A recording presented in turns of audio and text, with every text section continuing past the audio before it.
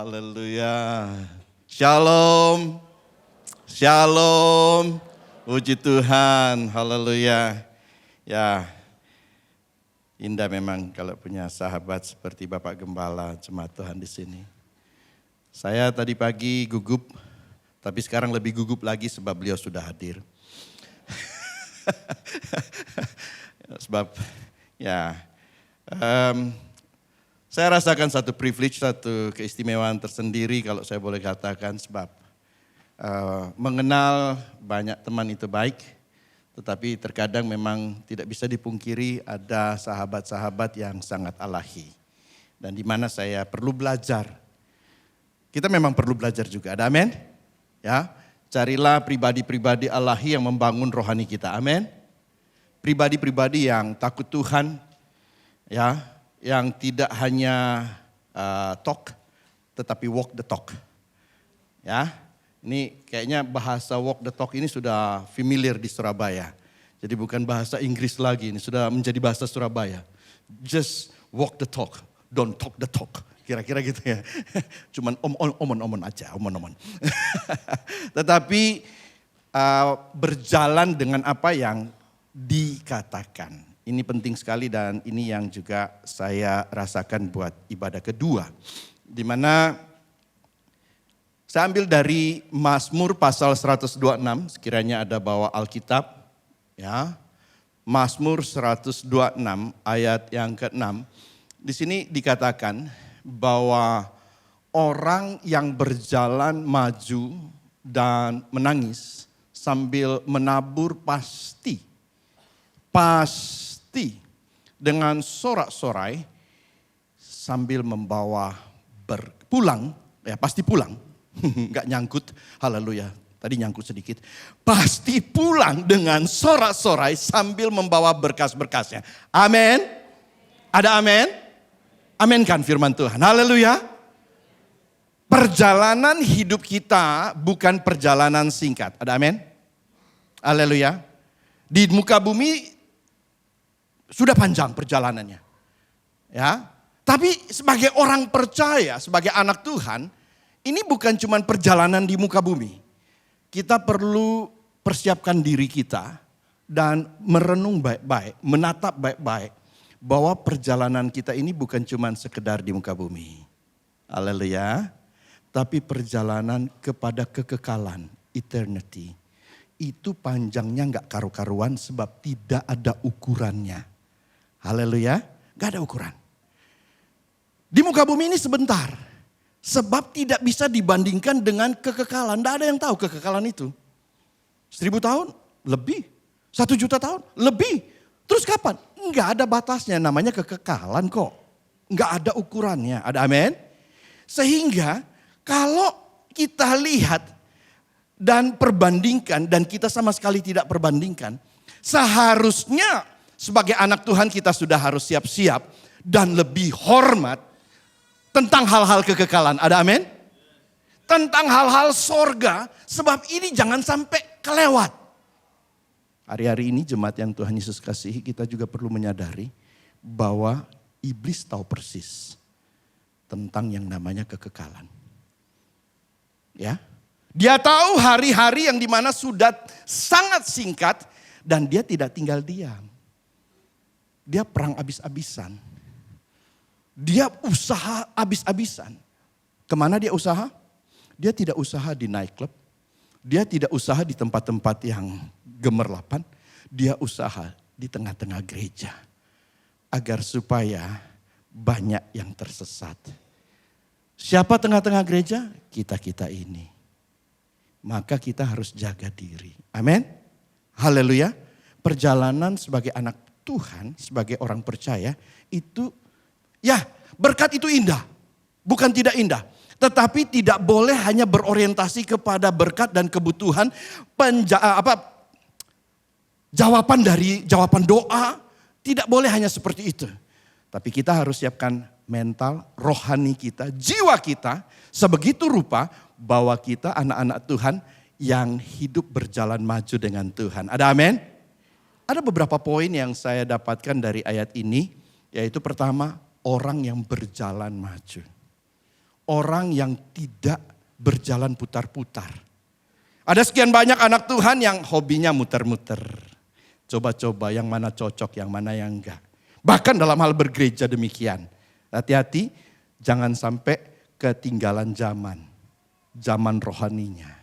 Karena tidak fokus, karena tidak serius, karena tidak sungguh-sungguh. Amin. Haleluya. Gak boleh. Jalan maju, setia, sungguh-sungguh. Ingat, setiap tindakan kita sebenarnya ada efek atau ada dampak rohaninya. Bukan cuma dampak jasmani, tapi dampak rohani. Haleluya. Dan setiap dampak ini berdampak kepada anak cucu. Jangan dikira tidak. Ya. Kita semua mengenal ceritanya Daniel dan kawan-kawan, Sadrak, Mesak, Abednego. Kita lihat Sadrak, Mesak, Abednego ini adalah pribadi yang luar biasa. Ya, di dalam kitab Daniel pasal yang pertama itu atau awal-awal menceritakan bagaimana Sadrak, Mesak, Abednego itu rohaninya itu rohani hebat ya. Ketika mereka dipojokkan begitu rupa karena mereka tidak menyembah patung. Apa yang terjadi? Mereka katakan kepada raja. Ya, kalau saya terjemahkan sedikit. Asal raja tahu. Oke. Kalaupun Tuhanku tidak selamatkan kami, gak apa-apa. Gak apa-apa. Karena kenapa? Kami cinta Tuhan mati-matian. Luar biasa nih. Ini masa mudanya mereka ini. Sadrak, Mesak, Abednego kemudian dibuang. Kita tahu sendiri ya ceritanya ya. Mereka dibuang ke lautan api. Dibuang ke api yang luar biasa. Minta ampun. Ya. Tapi kemudian kalau kita baca kitab Daniel, berikut-berikutnya yang tercerita atau yang tercatat, yang dibahas tinggal Daniel. Mana nih Sadrak, Mesak? Mana? Oh, dia lagi shopping. Hilang. Entah kemana, saya juga bingung. Ya, mungkin saya salah. Nanti dibahas lagi oleh Bapak Gembala. Ya, itulah indahnya pembicara tamu. Kalau salah enggak apa-apa. Ada Bapak Gembala. Tapi apa yang terjadi? Mereka tidak lagi Daniel yang hidupnya rutin berdoa. Ya, Daniel yang hidupnya sungguh-sungguh dengan Tuhan. Bukan yang tiga tidak sungguh-sungguh, mereka sungguh-sungguh. Tetapi entah apa yang terjadi di perjalanan hidup mereka, tiba-tiba hilang. Ya, mari jemaat yang Tuhan Yesus kasihi, perjelas corak rohani kita. Ada amin?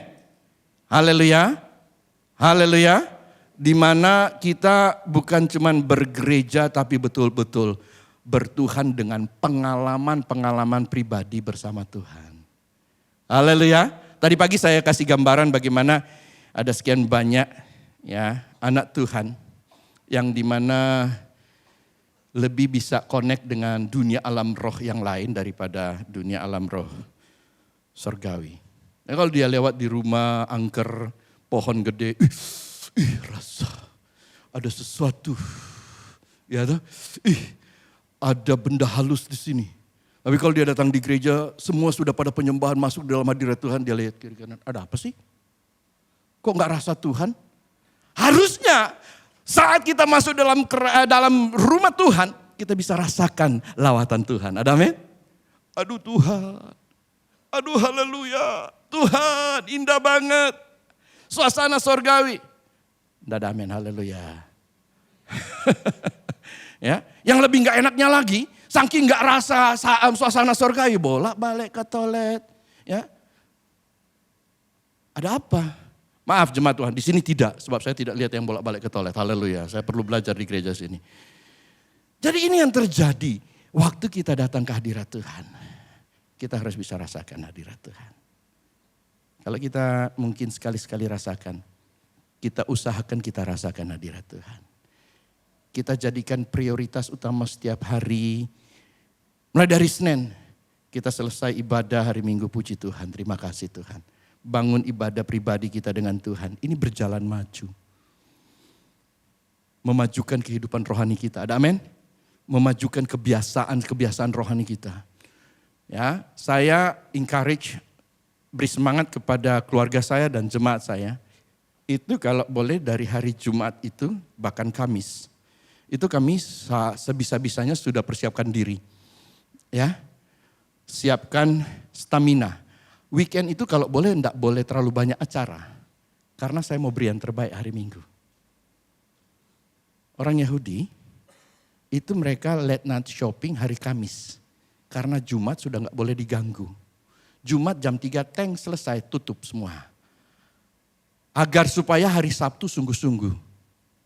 Anak Tuhan yang nama cinta Tuhan harusnya begitu. Haleluya. Amin. Ketika masuk hari ibadah kita siapkan. Karena kita mau adakan pertemuan pribadi dengan Tuhan. Kalau sama pejabat aja kita begitu hormat kok. Mana adil kita dengan Tuhan. Apa karena sudah setiap minggu kita ketemu di dalam rumah Tuhan kemudian kita katakan kan setiap minggu. Justru inilah privilege. Ada amin? Setiap minggu bahkan Allah ingin berjumpa kita bukan cuma setiap minggu, setiap hari dalam kehidupan kita. Haleluya. Ya. Nah, berjalan maju ini juga berbicara mengenai ketika kita menghadapi masalah. Ya. Orang percaya itu sebenarnya siapapun dia, apapun posisinya, tidak imun dari masalah. Masalah ada dan masalah itu bukan cuma sekali. Masalah itu berkali-kali. Ya. Masalah yang kapan itu sudah pernah terjadi, meskipun mirip tetapi tidak sama, bisa terjadi sewaktu-waktu. Bisa terjadi kembali dan kembali dan kembali. Betul? Abraham mengalami masalah bukan cuma satu kali. Ya, yang dimana dia suruh istrinya untuk berdusta, betul? Bukan cuma satu kali, bukan? Beberapa kali. Harusnya dia udah lulus, tapi ternyata belum lulus-lulus, gak lulus-lulus. Ya, tapi tetap ada kemurahan Tuhan karena dia berjalan di dalam ketaatan. Dia berjalan di dalam hormat akan Tuhan. Sehingga sekalipun dia banyak gagal, dia banyak kekurangan, dia tetap ada di dalam jalurnya Ilahi. Sampai satu titik Tuhan angkat jempol. Kenapa? Karena ketaatan Abraham ini konstan. Haleluya. Ketaatan kita harus konstan dengan Tuhan. Jangan kemudian ada waktu kita tinggal diam, ya, atau menyerah. Bahkan yang lebih konyolnya lagi, apabila kita sudah menyerah tapi kemudian kita bernostalgia. Waduh, saya dulu hebat rohani. Saya dulu pelayanan. Nah, itu dulu, sekarang bagaimana? Saya dulu setia. Ya, ada satu kisah lelucon orang Manado tentang seorang opa. Ini opa ini kemudian cerita sama cucu-cucunya. Opa dulu waktu perang, opa paling depan. Opa bukan cuma bawa senjata, opa pemberani. Tiba-tiba opa menangis. Kenapa? Kenapa opa? Opa gagal pensiun. Kenapa opa? Kesangkut PKI. Selesai. Ada kesangkutnya gitu loh. Harusnya opa punya hasil yang baik. Opa mungkin banggakan nostalgia yang dulu. Tapi sayang, ada masalah. Jaga stamina rohani kita agar supaya sampai perjumpaan dengan Tuhan di sorga yang mulia. Kita oleh kemurahan Tuhan bisa bersuka cita bersama. Ada amin. Haleluya. Perjalanan kita panjang. Poin yang kedua yang saya bisa sampaikan dari pembacaan kita pagi indah ini, jemaat Tuhan, yaitu dan menangis. Menangis ini sebenarnya ada waktu yang dimana kita tidak bisa pungkiri. Mau orang laki-laki hebat, kuat dan lain sebagainya. Tapi ada waktu yang dimana kita harus bertekuk lutut dan menyerah di bawah kaki Tuhan. Teteskanlah air mata apabila memang sudah tidak kuat. Sebab setiap tetesan air mata kita ditampung di kirbat Allah. Amin. Haleluya. Menangis ini bicara mengenai satu harga yang terkadang kita harus bayar. Harga yang tidak murah. Harga yang sungguh-sungguh harus kita hadapi. Proses hidup itu bukan proses yang biasa-biasa. Kalau kita mau proses yang bagus, harus banyak sabar, tunggu. Ya, Bapak Pendeta, Bapak Gembala di sini, Bapak Pendeta Andreas, Koan. Kalau saya ke Surabaya biasanya diceritakan tentang sedikit keahlian saya, yaitu masak babi guling. Jadi beliau terkesimanya, saya kira beliau terkesimanya bukan cuma enaknya, tapi lamanya. Untuk bisa dapatkan hasil yang baik, itu mesti masak 7 jam. 7 jam, pelan. Kalau mau cepat-cepat ya guling-guling babi. Kalau mau cepat bisa. Babi rica bisa jadi cepat. Babi apa saja, babi kecap. Oh memang kecap rasanya. Ya, tapi kalau mau rasakan gurihnya, indahnya itu pelan. Dan gak bisa pelan tidur. 7 jam itu biarkan begitu. Setiap setengah jam bangun, dicek. Lihat harus ditusuk bagian mana agar supaya keluar bagian-bagian yang harus untuk mendukung jadi aroma dan hasil yang baik. Ada proses. Nggak bisa asal jadi, kita juga tahu demikian. Ada amin? Ya. Dalam hal bekerja pun kalau mau hasil yang baik harus ada proses atau ada pengorbanan yang seimbang. Ada amin? Bagaimana dengan Tuhan? Gimana dengan Tuhan? Anak Tuhan, ayo kita belajar untuk berdiam di bawah kaki Tuhan. Izinkan tangan Tuhan bentuk kita. Amin? Izinkan kualitas dari sorgawi terjadi di dalam hidup kita. Saya percaya Allah adalah Allah yang begitu mengasihi kita sebagai anak-anaknya dan ingin kita berkualitas. Ada amin? Ingin kita jadi pribadi-pribadi yang bukan murahan. Ya, tapi pribadi-pribadi yang di mana dunia berkata, wow. Di saat itu, ya, penginjilan kita bukan lagi dengan kata-kata. No more talk. Tapi dari teladan hidup. Amin. Aku ingin ke gerejamu. Kenapa? Kamu dari susah-susah.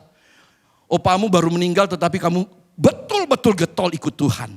Betul-betul tetap melayani. Salut. Ada amin? Terima kasih pelayan Tuhan. Bukan tidak hormat. Bukan tidak hormat. Tapi komitmen untuk Tuhan sangat luar biasa. Amin. Haleluya. Apapun yang diperjumpakan tetap sungguh-sungguh dengan Tuhan. Ya. Jangan cari kenikmatan sementara, fokus ke hal-hal yang menantang rohani. Jemaat yang dikasihi Tuhan Yesus Kristus, yang biasa ke gym pasti tahu, ya. Kalau orang yang baru datang ke gym, kalau dia lihat yang berat-berat dia bilang berat, ya kan? Nggak mau, belum apa-apa nggak mau. Tapi yang udah biasa ke gym, dia nggak cari yang cuman buat ya yang 1 kilo, 2 kilo, enggak. Dia cari yang menantang agar supaya bisa bakar. Betul? Agar supaya ada hasil. Bayangkan 5 bulan masuk gym. Ya, cuman berkurang 200 gram kan repot. Ada apa dengan gym? Gym atau kita yang ada masalah ini? Ya, berusaha setengah mati untuk turun. Kelingking yang mengecil. Wah, luar biasa dia. Ya, sudah berjuang luar biasa. Oke? Pernah lihat kalau di Bali, peselancar Australia, dia kalau lihat ombak ya yang kecil dia pulang, males dia.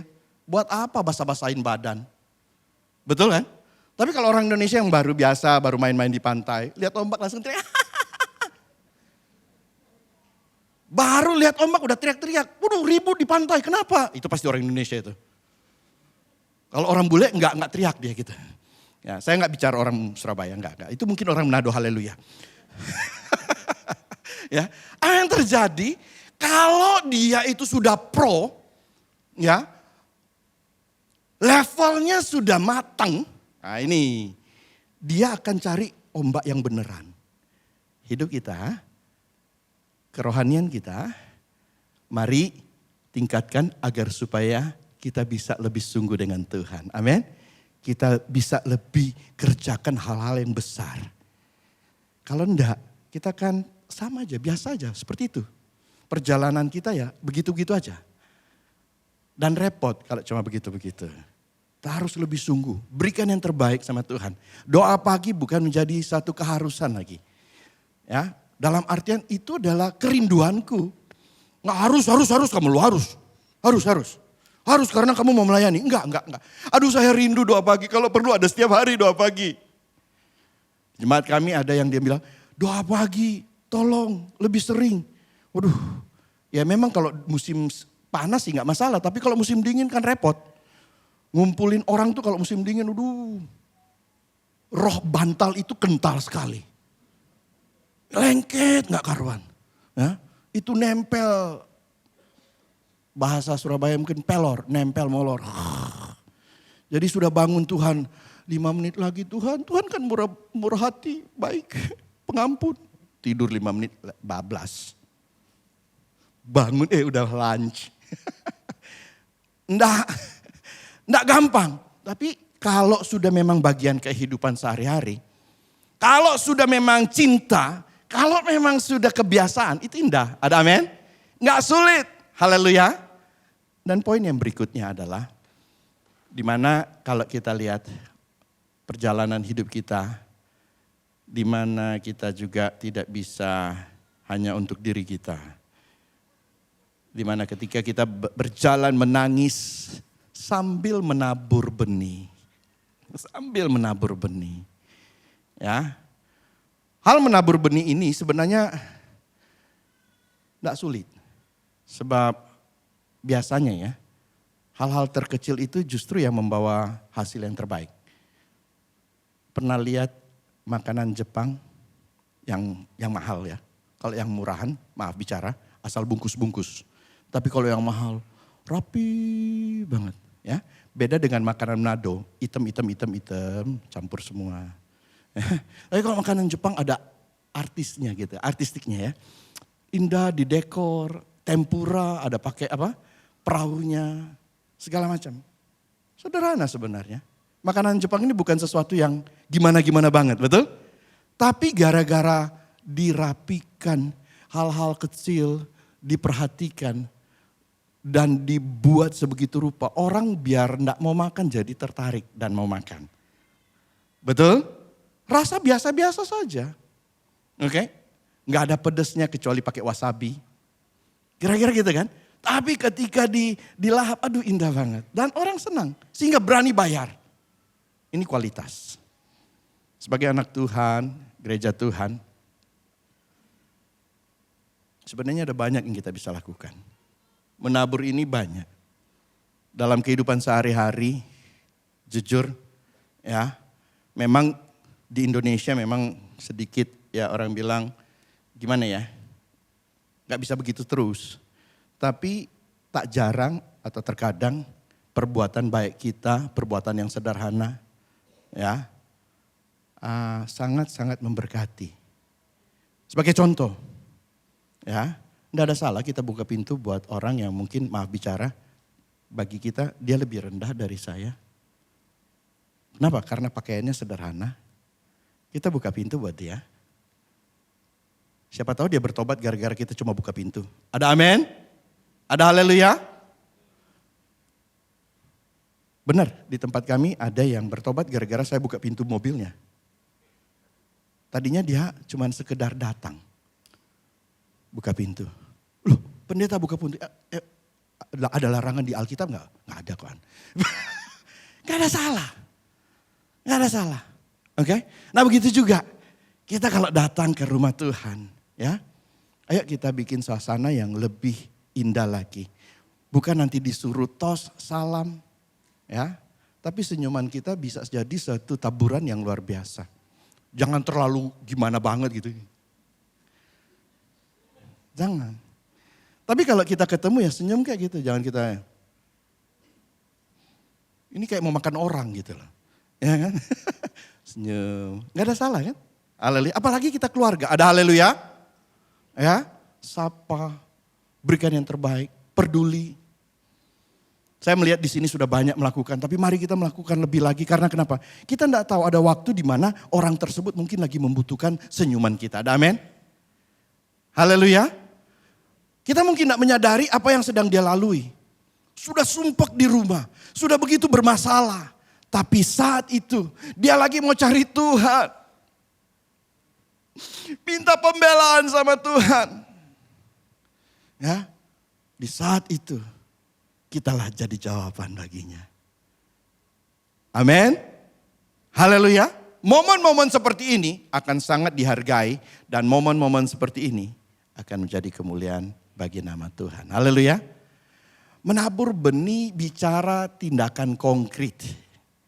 Ingat, kalau mau bawa pulang hasil terbaik, maka berilah taburan yang terbaik. Mau alami kemajuan rohani terbaik, maka tabur komitmen. Tabur pengorbanan sungguh-sungguh dan tabur kesungguhan di hadapan Tuhan. Amin. Galatia pasal 6 ayat 8 dan 9. Izinkan saya bacakan buat kekasih Tuhan.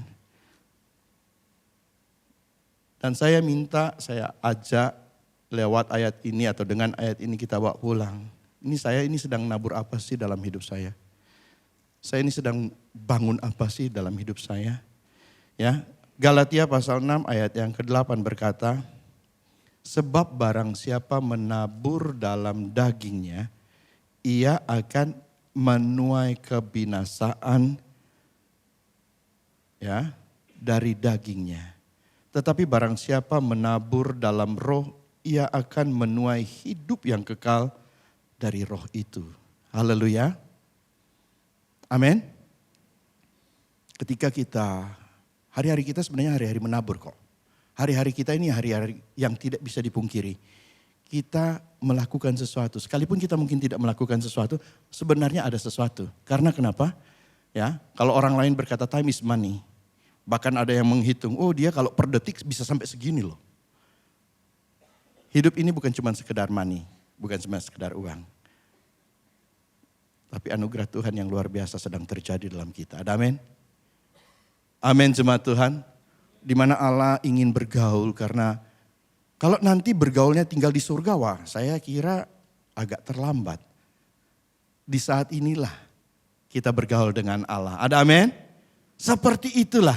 Dan kita berjalan terus. Kita berjalan terus, kita berjalan sampai kesudahan zaman. Sampai di mana Tuhan panggil kita.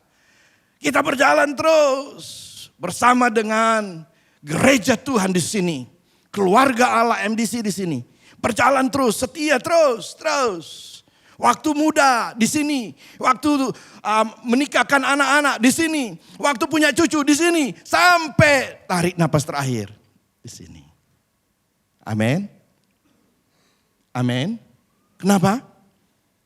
Ini yang namanya kesetiaan. Satu lagi ayat ya. Kalau boleh saya mungkin angkat. Ya, Mika pasal yang Allah tuntut dari kita. Sorry, ini cuma keingat sebentar saja.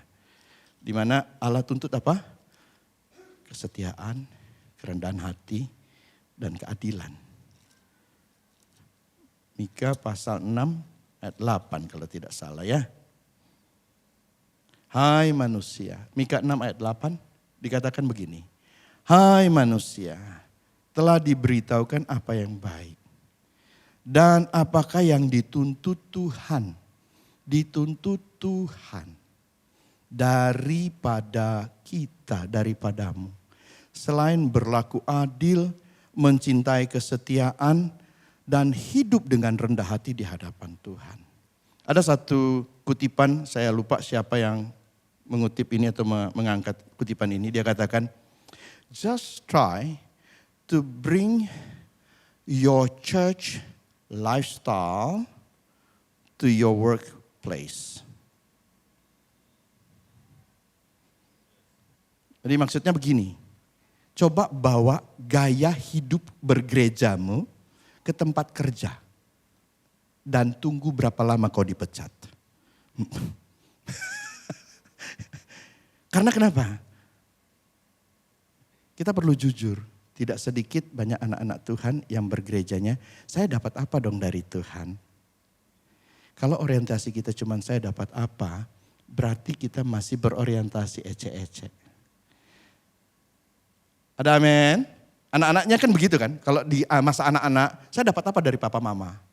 Sampai anak itu dewasa baru dia, saya mau kasih apa sama papa mama? Betul? Ya, Kalau dia udah besar masih, saya dapat apa dari papa mama? Aduh, berarti dia masih memikirkan bahwa papa mama lah yang menghidupkan dia. Sampai satu titik dia sudah berhasil dalam artian, saya sudah punya gaji, saya ingin senangkan hati papa mama saya. Saya mau beri sesuatu kepada papa mama saya. Saya mau kasih senang papa mama saya. Itu udah level beda dong anak ini ya. Meskipun papa mama mungkin punya uang lebih daripada dia, tetapi dia mau berikan yang terbaik. Ada amin? Mari jemaat Tuhan, kita masuk kepada level di mana kita bukan lagi sekedar Tuhan, aku udah perlu. Ya Tuhan tahu kita punya perlu. Tapi Tuhan, saya mau berikan yang terbaik bagi Tuhan. Haleluya. Ada haleluya. Saya tutup dengan ayat ini, bagian ini. Terakhir ada lagi? Habis? Sekali waktu. Kita dapat bercerita kisah hidup kita tentang bagaimana kita melewati semua badai hidup. Dan mungkin itu akan menjadi petunjuk hidup bagi banyak orang atau anak cucu kita. Ada amin? Sekali waktu kita akan ceritakan. Atau bahkan kita nggak sempat bercerita, tapi anak-anak kita akan bercerita tentang kita. Mamaku ini, biar dia udah sakit. Oh, orang zaman dulu ya, suka cerita. Makku ini, biar dia udah sakit, naik beca dia ke gereja. Pagi-pagi. Yang namanya doa pagi, mak paling rajin. Becak sudah langsung, pergi. Itu anak bisa cerita. Makku hebat bergereja. Cinta Tuhan luar biasa. Zaman dulu putih-putih. Putih-putih. Biar udah kusam tetap putih-putih. Haleluya. Ya. Mak akan pakai baju yang terbaik untuk berjumpa dengan Tuhan. Masa memang sudah berganti.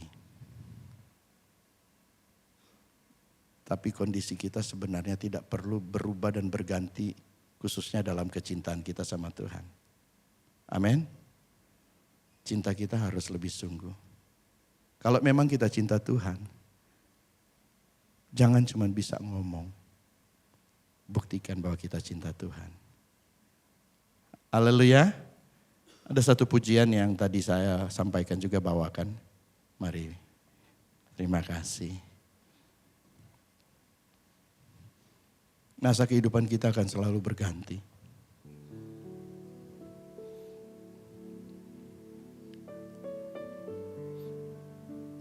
Ada masa kita muda, masuk usia tua, bahkan ada masa kita pulang ke rumah Bapa. Masa-masa itu yang kita sedang lewati, adakah kita terus lewati di dalam kecintaan kita pada Tuhan?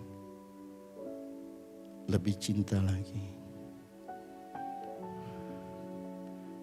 Musim-musim yang kita mungkin hadapi berat, adakah kita selalu masih bersama Tuhan? Dapatkah kita bercerita, wah ini loh, Papa, hanya pertolongan Tuhan ada di sini.